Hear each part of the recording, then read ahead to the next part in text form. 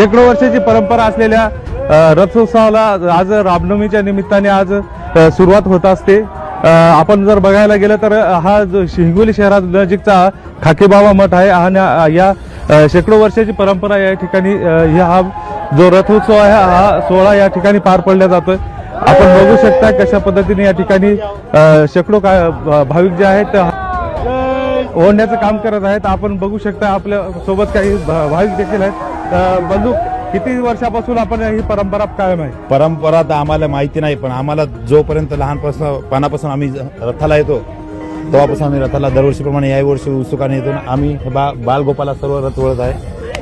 औरंगाबाद जिल्हा आहे, संभाजीनगर जिल्हा आहे, ते सर्व भाविक येतात इथं महाराज जे महाराजाला मानणारे भक्तगण आहेत ते येतात आणि एक आत्मिक संतुष्टी भेटते।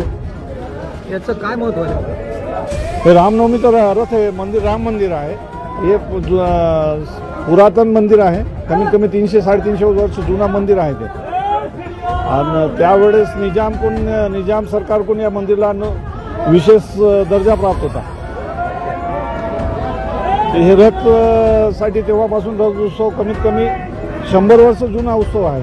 भाऊ, काय सांगाल? आपण रथ ओढताय, काय वाटतं? आनंद खूप होत आहे। आनंद खूप म्हणजे आमची बालविवाह जे इथं ही परंपरा आहे। निश्चितच ही परंपरा जी आहे ती आता चालू असल्याचं देखील हे भाविक सांगतात। शेकडो वर्षाची परंपरा आहे आणि हा रथ आता 5 फेऱ्यामध्ये हा पूर्ण केल्या जातात। या संपूर्ण जे परिसर आहे या परिसराला 5 फेऱ्या या प्रदक्षिणा या रथाच्या मारल्या जातात आणि हा भाविकांचा आनंद या ठिकाणी सध्या जय श्रीरामचा गजरामध्ये आनंद द्विगुणित आहे।